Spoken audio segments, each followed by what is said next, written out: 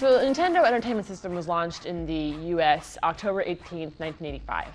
And that was actually only came out in New York. And then I think a few weeks later they released some test units in Los Angeles too. And basically it was such a big hit that they had a nationwide release in February of 1986, which is 20 years ago, pretty much now. Nintendo used Rob the robot to say, look, it's not a video game system, it's a robot toy.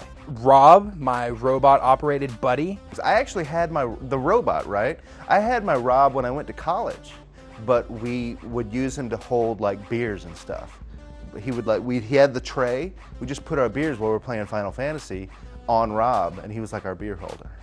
So the robot was good for a lot of other stuff, like picking up G.I. Joes and dropping them into vats of killer acid, big evil Cobra robot. That was pretty cool, but Gyromite's not so good.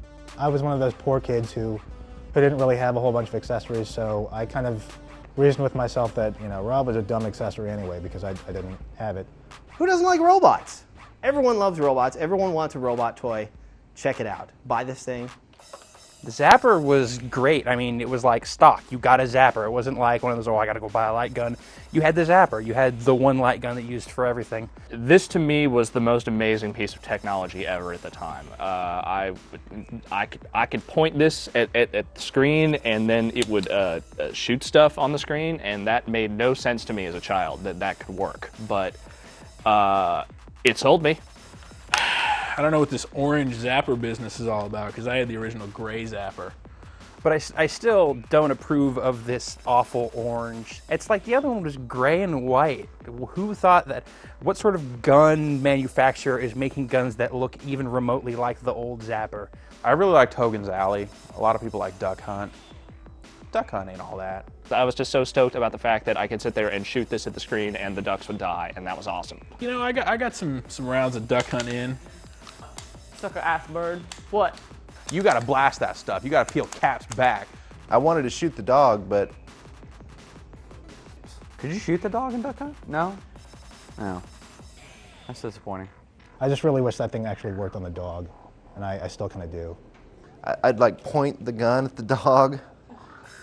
Am I gonna pull the trigger? No, I'm not gonna pull the trigger on the dog. The Power Glove was one of those things that you saw in magazines, and it just seemed like a bad idea right off the bat. It was like this kind of holy grail of the NES, and everybody wanted one. Everybody wanted to see what it was like. The Power Glove on its own was awesome. I don't think I need to speak on the Power Glove. I think it speaks for itself. Yeah, yeah, yeah. And I was so excited to finally get a chance to check it out. And it was awful. It took us like literally seconds to realize how completely worthless it was. And then the second that you realized you had to put the pieces of plastic with the speaker looking things around your TV, you just knew it wasn't gonna work good. Oh, the Power Glove. This is quite possibly the worst idea for a peripheral ever. It still looks pretty fresh though. I mean, this one's kind of dirty. This thing is so dirty, by the way. It is f***ing filthy. I'm gonna wash my hands after taking this thing off. This is nasty. It's like got butter on the inside of it. It's disgusting. All these peripherals are just all crap. Anytime they try and decide like, oh, we need to change things up a bit, make something crazy, it's always garbage. Here's what you do. You put the game in, like so. You push it down. And that's it, really. If you were taking care of your business, that's all you had to do. If you were some kind of dirtbag that couldn't take care of a Nintendo, then that's when you had to do all kinds of unsightly business. I mean, everyone had to blow in cartridges and blow in here. I know some people claim to have done voodoo dances or, you know, sacrifice goats to get their games to work. The surefire way to make sure your NES games go. I did the thing where you just kind of pulled it as far out as you could. I would always have tricks of kind of sliding the cart a little bit to get the pins to line up a little better. Wiggle it to the side. And you push it in just as far as you can. So you try to put it up, no, not quite. Push it a little bit further. But what you do is you just push such a way that it's sort of all the way to the back. You give it the extra little push to the back, and then you push it down. Sometimes you have to, you know, tilt it up and down a few times. It required a gentle coaxing in order to work. Just blow it, you know, try to get some of that heat.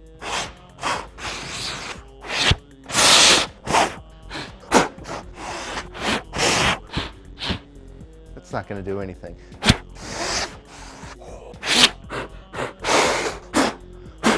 Blowing again. I mean, there's a whole science to this. Do that about 50 times. It works better when you have the Power Glove enabled.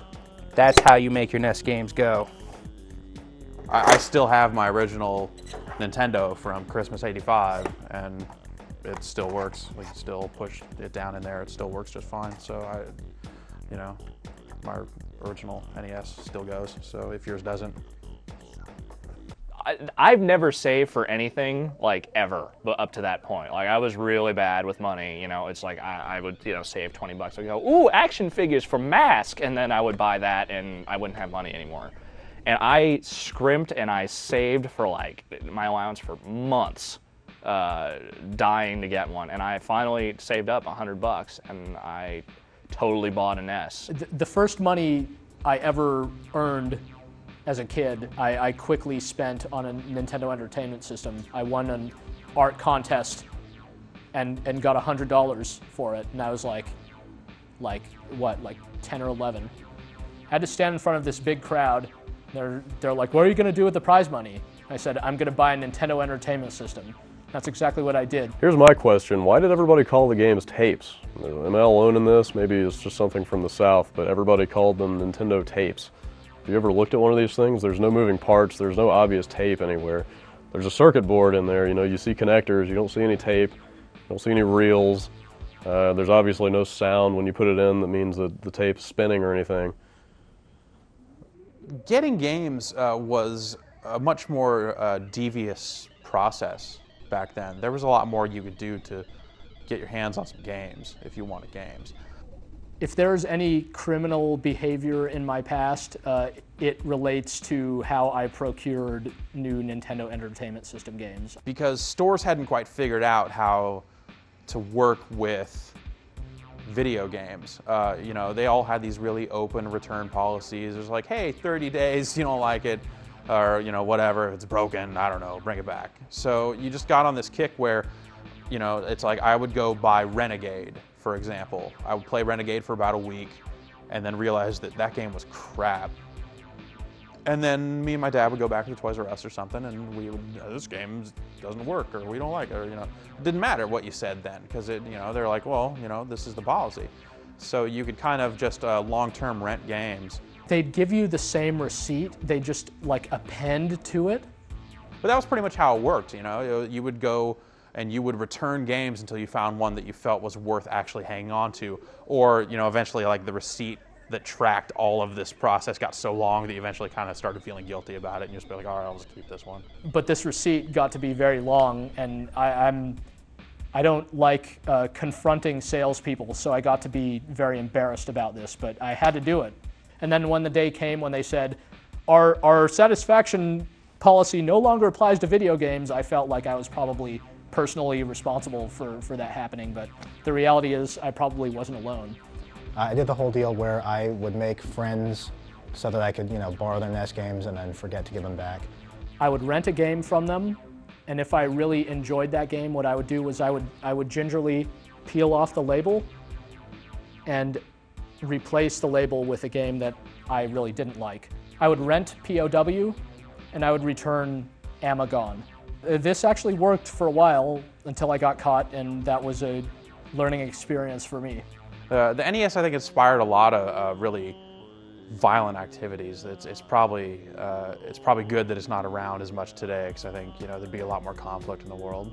I guess I had emotional problems when I was younger because I would get really pissed at my NES when I would lose a game, and so I would beat the crap out of it, right? I have absolutely no idea how long I played my NES. I do know that I ended up with many, many bad cases of NES thumb. I guess that's when you have the actual imprint of the button on your thumb, and your thumb really hurts because you've been, either jumping a lot in Super Mario Brothers, or you're playing pro wrestling and just hammering that button to try to grab the other guy, something like that. But I played that unhealthy amounts of my NES, and looking back, I wonder if I could have spent some of that time studying or something like that. But yeah, I guess it's all water under the bridge now. I had a fat stack of Nintendo Powers. If you played Nintendo when you were like 1985, 1996, you had Nintendo Power. That was part and parcel. And yeah, that was a great magazine at the time, because for most kids or anyone in general, there weren't too many sources for game information. You know, you'd see Howard Phillips in there with his bow tie on, and he'd be playing Slalom, and you wouldn't get to play Slalom for like 3 years.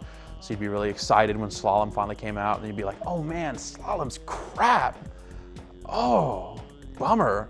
I had a subscription to Nintendo Power fully. I had issue 1, the crazy clay version of Mario with the wrong colors being chased by Wart for Super Mario Brothers 2. It's weird, when they first started advertising it, they had 2 different covers. Like there was like the first cover for Nintendo Power was like this claymation Mario. But they actually had another version of that cover that was just like standard Mario art. So at some point they did that, and then someone like in some boardroom somewhere went, you know what would really make this cover pop? We got like some clay and made like a clay Mario, like it was real, man. And that's been bothering me ever since that came out. Like the discrepancy between the cover they showed in the ads and stuff and what really came out. That keeps me awake at night a lot. Issue after issue, they had something in there about Golgo 13. I don't think I ever would have known about Golgo 13 and my man Duke Togo were it not for Nintendo Power. So props to NP for that one. Nintendo Power always really read like state-run press. You know what I mean? Like it was very much like, you know, the government owns this press outlet, and they are feeding it the propaganda, and you know, the people who report this need not bite the hand that feeds, lest they find themselves in the dungeon somewhere. The Nintendo game counselors were an interesting bunch. They were always very polite, you know, even though some, you know, dumbass 7-year-old is calling up saying, I don't understand how to make the thing go in the thing. I can't kill the giant scorpion. What do I do? Their job was to not hang up on you unless you got abusive or whatever. So you could call up the gameplay counselors and be like, here's what I did at school today. And they'd be like, oh, that's great. You know, it was like this weird, like, it could be like your phone friends. I imagine they really wouldn't cut you off once it went to a 900 number, because then at that point you're paying. It's like some creepy precursor to phone sex or something, where it's like, so you'll be my friend. Everybody else beats me up, but you got my back, Nintendo gameplay counselor. Fully grown adults, I guess, paid like an actual wage to be phone game counselors. You would see on TV there were commercials that would say, kids, get your parents' permission before you call. It's $2 a minute to get tips on how to pass level 6 in Zelda. I have to imagine that was the worst job in the world. I imagine that everyone who worked that phone line must have like a billion crazy stories of kids calling them up with like just ridiculous trouble. Like, mommy keeps hitting daddy. Well, have you tried calling the police? I have to imagine that they must have had like the big binder, or the big computer system that had like, you know, passwords for Kid Icarus must have had a section marked domestic abuse, what to do when. You know, I was like, my uncle keeps saying he has a joystick. It's like, whatever. Like, there's all kinds of. They must have just had weird alternate cases in there or something. I ate me the hell out of some Nintendo cereal, and I think I'm sterile because of it. Because that stuff, I'm pretty sure, was made from cardboard and ground up hobos. Like, I don't think that was like anything that any human being should have been eating. Commercials for a lot of that stuff, for a lot of the Nintendo games, were not so great. I think the one that sticks out in my mind is probably the one that sticks out in everyone's mind. It's like the Zelda commercial with them going, Octoroks, levers! Like, that's probably the crowning achievement for Nintendo ad design. Oh my god, the Legend of Zelda commercial for the NES, all time one of the worst commercials ever. Total, like, they had a cool guy and a nerdy guy, and they were sitting down and playing Zelda, and then they start rapping. Oh my god, the Legend of Zelda is really rad. These creatures of Ganon are really bad. And it goes on from there, and it is terrible. It is the most excruciating 30 seconds of footage you will ever see. I remember really liking the first like teaser commercial for Super Mario Brothers 3. Where you had people shouting, Mario, Mario, Mario, and it's like he shows a bunch of different people, and then it pans out, and there's like a giant 3 on the earth. It was, you know, when I'm 8, that's totally exciting to me. I was actually going through this journal I had when I was in like 2nd or 3rd grade, and there's this Christmas list or whatever, and it's a letter that I've written to Santa into this journal, and it says, "Dear Santa, I would like," and you know, I guess I was a greedy kid, I just mentioned a whole bunch of games. I would like Super Mario Brothers 2, and I would like Zelda, and I would like Stinger, and I would like Contra, and I would like Joust. And at the bottom, I'm like, "Thank you very much, you know, sign to Carrie." And then I was like, "Now you're playing with power." I don't know why I felt the need to tell Santa that, but Santa needed to know. Now he was playing with power. He was playing with the NES. It's so bad. I think in most ways, Super Mario Brothers was the definition of games for most people. It's like you associated Mario Brothers and Nintendo with video games like you did, you know, Oreos with the cookies. The first Super Mario Brothers, I mean, that's why you bought a Nintendo, right? It's like you go into the Good Guys and they've got the big screen TV playing Super Mario Brothers. I get it now. I get it. This is there's something to this whole Nintendo Entertainment System thing. It's not just this fad. You know, you'd been playing arcade games, or maybe you had a 2600, but you'd never seen anything quite like this, you know, on a home television. The look of the game, just the creativity of the different levels. When you first play through that game, every level is totally startling and mind-blowing with how unique it is and fully realized. I mean, it's a genre starter for a reason. The way the game played was so tight. It was just so much fun just to kind of, you know, just jump through these levels. It was all really challenging, really fun, and kind of stressful at times. It was one of those games that like you could easily get real frustrated, but yet at the same time, you don't want to stop playing because you're just like, you know, oh God, I gotta get to the next castle. I gotta rescue the princess. You know, it was probably the first one of those games I ever experienced. You play that game and it's sort of like, it's just kind of mind-blowing, you know, how weirdly addictive it can be just to kind of hop around and stomp on these stupid little creatures and punch bricks. I loved shooting fireballs. That was great. That was a great little mechanic. Because Mario had been such a, you know, wuss for so long that all he could do was jump. Every once in a while he'd get a hammer. Now, I mean, you get that fire flower and it's on. I remember being really blown away by the unlimited lives trick on the first level, just jumping on the Koopa Troopa over and over, and the minus worlds and all that. That like blew our young minds because we were like, why would they put an infinite number of levels in there, but they're hidden? You know, everyone kind of had their own rumors. You know, there was a lot of stuff spreading, especially after people found the minus world. There'll always be that one kid at school who's like telling you, "Oh, I made it to negative land." I always tried to jump over the flagpole. I thought there had to be a way to do it. This guy that I was friends with, I told him that I was able to jump over the flagpole in one of the levels, and that's how you get to the second minus world. And he actually spent apparently like 2 nights after he got off work, working on this before I finally told him, "Nah, I was just messing with you, dude." That game obviously had a lot to it and has some of the most memorable music of any game ever. And you got to do it like jazz, right? So yeah.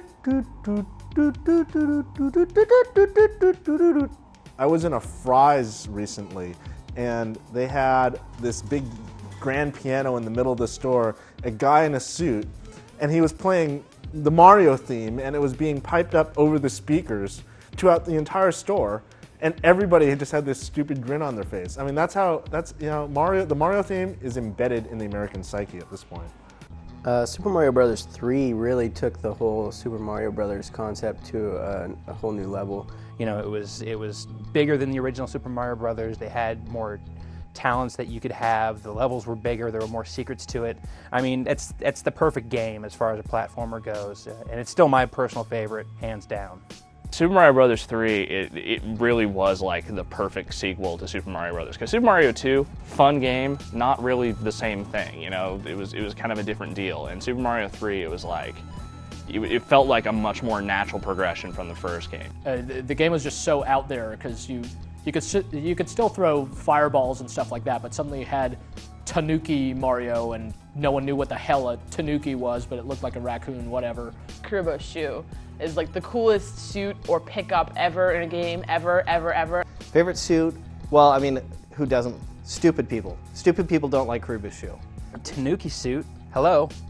in the frog suit and all that crazy stuff that was just, you know, it kind of added some new dimensions to the whole game that really kind of just made it a lot deeper and a lot more fun to play. You get the Hammer Brothers suit at like 1 or 2 points in the game and you get hit, you know, 5 seconds later and you lose it, but it's amazing. You were a Hammer Brother for about 5 seconds and it was all worthwhile. People are saying something other than Karibo's shoe? They're all fired. What? I was really excited about Super Mario Brothers 3 long before most people were, in that I was excited about it even before I stood in line to see The Wizard so that I could see more of it. Yes, I will freely admit I went to a movie theater and plopped down money and saw The Wizard. That game, living in San Francisco, in Japantown, they were actually showing footage of that game being played basically start to finish. And I would sit there riveted watching this, like, you know, hours of footage of this game, freaking out, wondering when am I going to be able to play this. If I remember correctly, I think I got Mario 3 as a reward for getting straight A's on my report card. I mean, yes, it must have been straight A's, of course, because I was a perfect student and I didn't waste all my time playing video games or anything.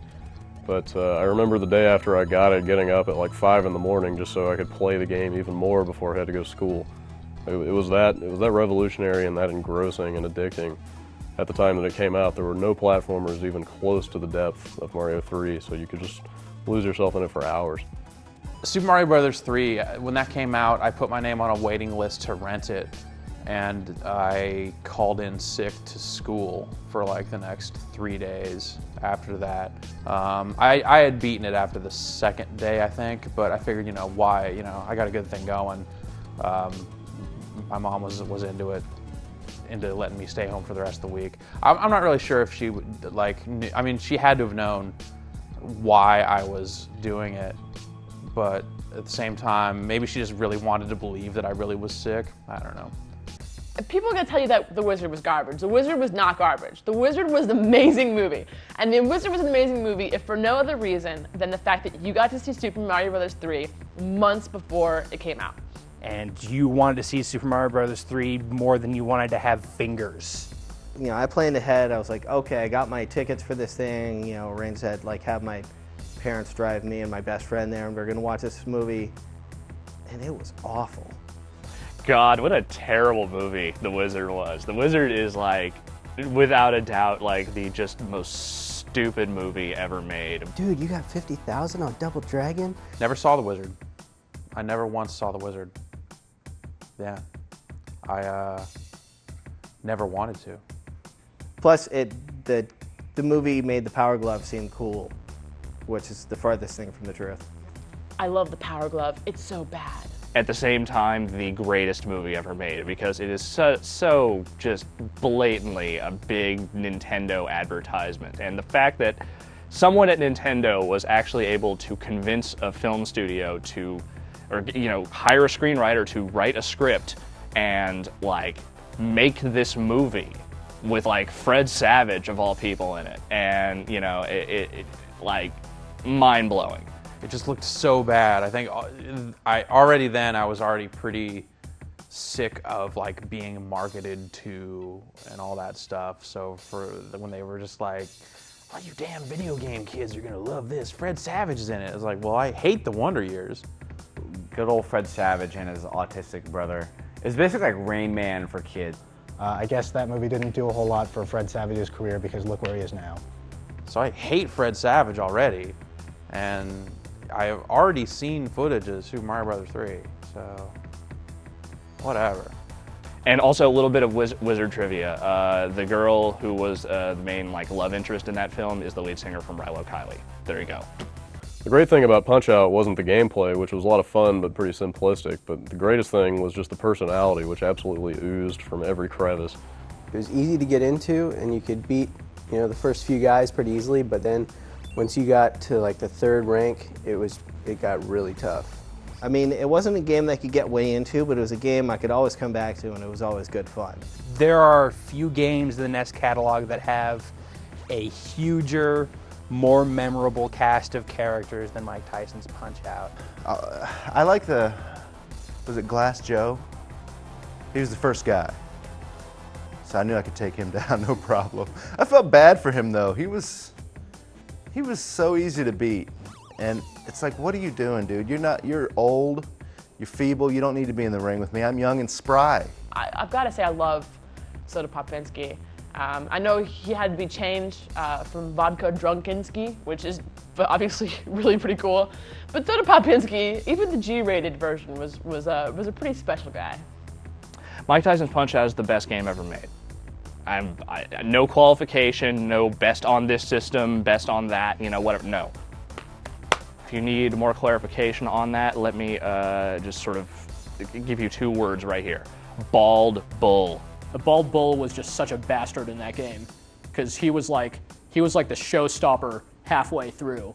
You got up to him and he took you down bad, and it took a while for you to be able to get past him. But when Tyson came out, it was like Tyson, back in 1989, he would come out and he would rock your ass, and you had no idea the guy was ferocious.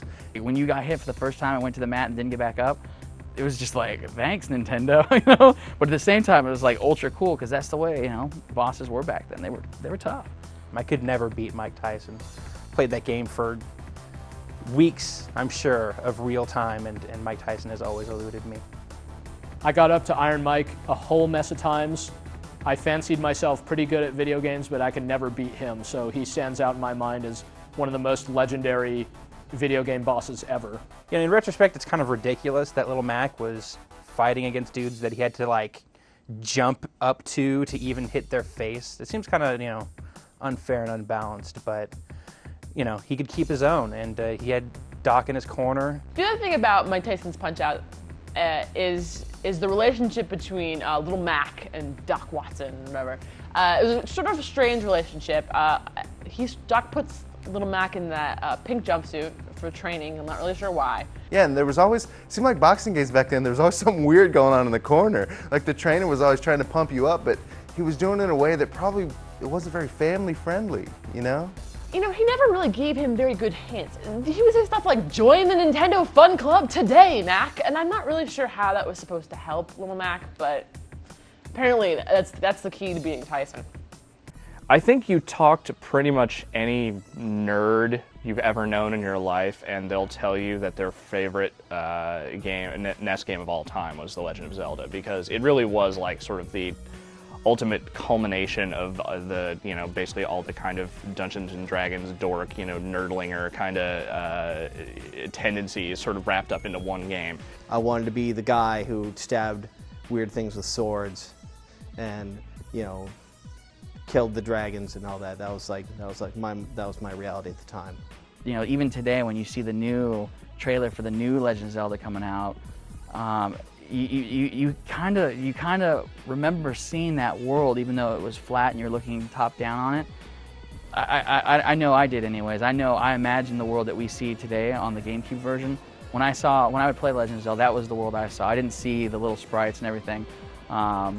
I envisioned myself in that world, and that was the neat thing about the Legend of Zelda, is it had so much rich depth to it that you could easily get lost in the land of Hyrule. But what was accomplished in Zelda, I didn't even think was possible. I mean, that was the kind of thing that was like where my imagination was going.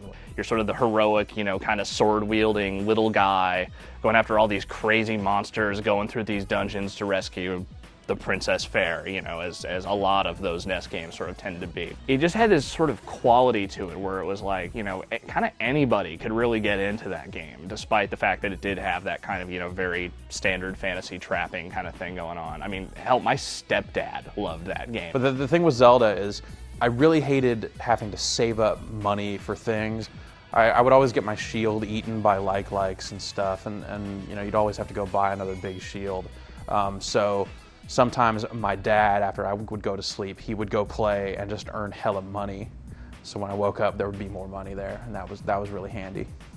Zelda was an awesome game, but you gotta have the gold cartridge. You gotta have the gold cartridge. If you don't have the gold cartridge, you ain't nobody. For God's sakes, it has a gold cartridge and a battery in it. How cool is that? Zelda was definitely cool. I liked the gold cartridge. It was one of those games that I happily bought with my own money, even though I was a little kid, and the idea of spending $40 on something was really terrifying.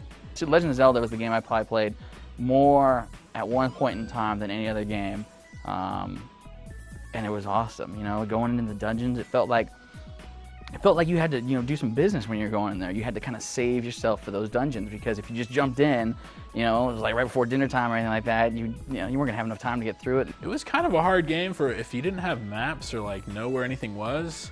You could wander around that game forever and not figure out that you needed to bomb some random mountain to get to the next level. One time by accident, I lit a bush on fire with the candle, and it opened up one of the secret passages. And I was like, oh my God. It's like if you didn't have that Nintendo Power issue with the maps, you could spend a long time playing that game. But no, that game was a lot of fun. My only really vivid memory of Legend of Zelda was when my neighbor Ian lent me his copy, and then I accidentally erased all of his finished quests. Like, you finish the game, then you can finish the game again. It's like he had gone through everything and finished it all and got all the TriStar, and he was really proud of that, and then whoops, I erased it. I remember getting a really teary-eyed phone call from him days later. He was not too happy. I actually figured out that if you entered Zelda as your name, you got to the second quest right away. I figured that out on my own. I think I was the first one ever in the world, ever. I figured that out on my own and actually called up Nintendo, but I was pretty stoked that I'd found this, and I was like, dude, check this out. And I laid it on them. They were like, yep. I'm like, all right, cool. I guess it's not so great, huh? Mega Man 2 wasn't the first Mega Man, it wasn't the Mega Man where they established the formula, but it was definitely the definitive Mega Man. That game, I spent a lot of time playing that game. It's a phenomenal game, and it totally set the tone for every other Mega Man game. I also spent a lot of time just watching the intro over and over. It is really like the perfect Mega Man game, if there ever was one. It is like, hey, check it out. Great bosses, awesome level designs, cool weapons. Even if you look back on it now, that game still actually looks pretty amazing, just the artwork in it and these huge, really cool looking characters. The game had robot chickens and robot gorillas and robot rabbits. I mean, it just was so much fun to look at, and all the different levels were so cool, and Quickman stage was so messed up and made you so angry, but you wanted to get through it and finish it. Mega Man 2 was rad because they put in password stuff for it. In a lot of ways, I think I probably enjoyed the bosses in Mega Man 1 a lot more, but just because you had to do it all in one sitting and it was just so harsh, Mega Man 2 was kind of better by default. Yeah. High quality box art for this game right here. And the really, really horrible English translation in that game, that was something else too. I remember probably losing sleep trying to figure out whether it was Crashman or Clashman. I think the manual said Clashman and the game said Crashman. Neither one made sense. Yeah, great stuff. A lot of that box art on those old games was awesome, I guess you could say. Everyone has their own process, right, for like the best way to get through Mega Man 2. That's how you can tell it's a classic, because people have arguments not just about, oh dude, I beat this game, but how to beat the game. As far as Mega Man games go, there really is nothing better than Mega Man 2. Metroid. I didn't like Metroid. Isn't the one where it was a chick? Metroid is crazy. That game... Metroid was way, way ahead of its time, simply by virtue of the fact that it was completely non-linear. Like, you look back on that now, and it just seems so insane. It's this huge world, there's no map, the instructions don't really tell you anything about what you need to do, where to go. Metroid just gave you one gigantic planet to explore, and that was it. You could just go anywhere. You found weapons that naturally opened up new paths to new areas, but it was basically just a giant game of exploration, which was totally unheard of at the time. There wasn't a whole lot like that. There wasn't a whole lot where you just continually, got tons of stuff and it was an action game to boot, right? I can't imagine finishing Metroid unless I had a bunch of maps to go on. And I think that's like a clear-cut case of how games, generally speaking, are easier now, is because that just wouldn't fly now. If someone said, here's an 8-page manual, here's go. The other thing, looking back on that game, was it was cool that it was serious. Like, it had, you know, a real kind of science fiction feel to it, as opposed to the kind of comic booky other stuff that was on the system at the time. Metroid meant something. Metroid was the game that felt serious back then. I remember the long, boring codes for Metroid more than I remember any actual gameplay. I must have had like 50,000 pieces of paper around my house with just all these numbers, you know, written on it. My parents thought I was totally insane. The graphics in that game really bothered me. Like, I didn't understand what was going on with the main character. I thought it was some weird alien thing, and it took me a while to realize that it's someone running around in a suit. And then it was really cool to realize that it's actually a woman, and then it was kind of not cool to realize it's a woman in a bikini. It's a girl, and you're like, you're feeling a bit weird, you know, and especially you're an adolescent here, and you already got the hormones and the weird feelings going on, and you just realize, I played the entire game as a girl, and you know, it kind of makes you question some things, really. Dragon Warrior was awesome. That game was so cool. Dragon Warrior is a notable RPG simply because it was the first big Japanese RPG to make it to America. It was so different than everything else out there just because it was so much more involved, and it had the slimes. Dragon Warrior was really the first RPG that I ever played, and it took a while for me to get into it because the language is kind of dense for one thing. So I'm a little kid about 7 or 8 years old playing, and the king is talking like thee and thou and all this stuff, and fortune smiles upon thee, thou hast found the torch. So you got to learn proper English along the way, which is nice. The thing about Dragon Warrior is that it's really, I consider it to be the precursor for all console role-playing games. Stuff that Dragon Warrior did 15 years ago or so, you'll still see in console role-playing games today. It established that level grind really, really well, and basically role-playing games today, 20 years later, are still ripping off the original Dragon Warrior. It's definitely the game that defined that Japanese RPG blueprint of finding better stuff, getting stronger, fighting tougher and tougher monsters, and just putting you in that addictive loop. Kind of got me hooked on RPGs just because it was an interesting concept that you could play and play and play and play, and then just turn it off and start back up, and you could keep going and continue the adventure. By today's standards, Dragon Warrior seems kind of primitive, right? It's got these primitive NES graphics. You're only controlling one character, you're only fighting one monster. But for its time, it was a really, really long, lengthy, engrossing role-playing game. Probably not as many people would have been exposed to Dragon Warrior as were if it weren't for this magazine right here, Nintendo Power, who ran a big promotion and actually gave away free copies of the game with new subscriptions. So you have to figure maybe they pressed far more copies of Dragon Warrior than they meant to, or than the market would bear. So they kind of sent a bunch of them out there for people who just bought the magazine. But that was undoubtedly a lot of NES fans' first exposure to the Japanese RPG. But yeah, Dragon Warrior was another one of those games where it just took so long to do it, and it's like, back then it seemed like it was just like months or something you were toiling away at this game, and now you go back to some of these games and read a walkthrough and decide, well, I'm gonna go back and I'm gonna play Dragon Warrior again, and 6 hours later it's like over, like, oh, huh. I guess I just wasn't real smart when I was a kid. River City Ransom is one of the weirdest games ever, probably because it was one of the first games you could buy sushi in. River City Ransom is all about eating food and getting the dragon kick. It was this huge, crazy fighting game RPG. River City Ransom was the game that Double Dragon probably should have been at home. You basically had this kind of side-scrolling beat-em-up action of Double Dragon, but you also had this really weird sort of RPG layer. It just felt so crazy because you were always going to shops and buying stuff. It's such a great, crazy mishmash of things. The idea that you can build up your character, but it's still just a total beat 'em up, and then you hit the dude and he says barf. And you beat people up and take their money and then go buy sushi, which made you tougher, which was really cool. It's like they had the two-player stuff in there, and it was still like a really satisfying beat 'em up. A lot of us got into that, but it was just really memorable just for a lot of the fighting action. You had you would go into Stickville or the frat guy's turf or whatever, and they would speak complete gibberish when you would throw garbage cans or baseballs at them. There's never been anything like that again, really. At least not that was nearly so much fun. It's fun. It's crazy. It's you know, one of those beat 'em ups that actually stands up well to the test of time just because it has so many layers.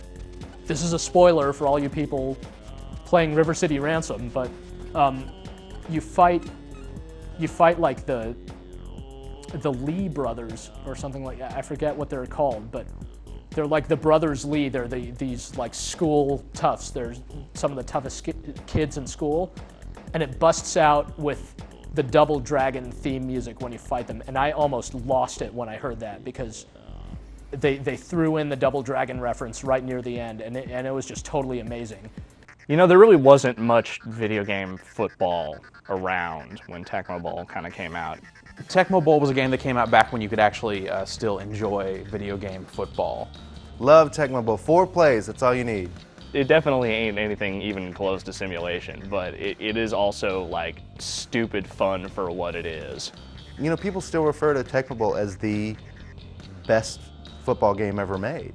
And it's like, because I think a large part had to do with because nobody wanted to deal with like safety blitzes and zone coverage and everything. They just needed the 4 plays and that was that. I got to a point where I was so good at Tecmo Bowl that I basically couldn't be beaten by anyone that I was around. I was pretty tough. The thing about the passing plays in the original Tecmo Bowl is that it was either an interception or a completion. There was like no drop passes generally. But it was still really fun to just like back all the way up to the goal line and throw that pass that just goes the whole field and gets in a touchdown. Tecmo Bowl, I mean, let's face it, it was a football game, and it had cutscenes in it, right? And I had that cool little touchdown animation where they'd go up, and you'd have like right before the high five, then you'd have right after the high five, and there'd be a little like colored burst between them, like where the high five happened. There was like this explosion, and it was different for every team because they could only display so many colors, like the color of the explosion. So like for the 49ers, like red, for the Raiders, like black. It's ridiculous. Contra. I played the heck out of Contra. Contra? Who doesn't love Contra? That was one of the games that I would just go back to and play all the time, even though I'd beat it like a million times. Contra was one of those games, at least in my Nintendo catalog, that was one of the mainstays. Like, I could always go back to Contra if I needed to. Contra was the first game that I got with my Nintendo. The only reason I bought Contra as a kid was because I thought the blonde guy on the cover kind of looked like Arnold Schwarzenegger. The guy on the cover of the Contra box is some kind of distant relative of Matt Rory, because it's just uncanny. It's just uncanny. You're looking at it and you go, he even has the same hairstyle. You saw the movie Aliens, and then you saw these 2 dudes running around without shirts on and machine guns killing aliens. And, well, the aliens kind of look like people, and they're called the Red Falcon or something like that. Who knows why. You go through the level, you jump around, you gotta avoid the big red pellets, because those will mess you up bad. You know, I was like, whatever, 7 years old. I didn't know any better. I just thought, cool looking box, whatever, and then I got it home, and unlike so many other games I bought purely off box art that turned out to be just total garbage, Contra is, without a doubt, one of the best NES games ever made. Really what made that game fun was just all the firepower and all the crazy bosses. That game, I mean, it was really simple. You ran around and you shot stuff, but it was just, like, it was one of the first games I remember as being, like, visceral. Like, every time you got shot and died in that game, you did this giant backflip and landed flat on your back. Like, it seemed like everything really hurt. One thing I really liked about Contra is that even though you had to work together as a teammate, if you're playing multiplayer, you could also be a real jerk. Like that vertical level, all you're doing is just jumping up and jumping up and jumping up. Like, you could burn your teammate and he'd die, and that was just mean. Contra was a 2-player game, but I wasn't really around a whole lot of people that really wanted to sit down and play 2-player simultaneous games. So I played Contra alone a lot. I could beat it probably 4 or 5 times with just the 30 lives they give you. So it's a pretty easy game, I don't know. And I could actually beat the game without doing the 30 guy code, which most people couldn't. So I was, kind of proud of that. And the first time I ever beat that game without using the Konami code was like the greatest day of my life. I think I did eventually beat it with just the 3 lives or whatever that you get by default, but I mean, really, who played it that way? Like, once that code was out there, it was just like, whatever. What, I'm not even gonna. I don't need to say the code. Anyone watching this knows it already, and it's like so overdone. God.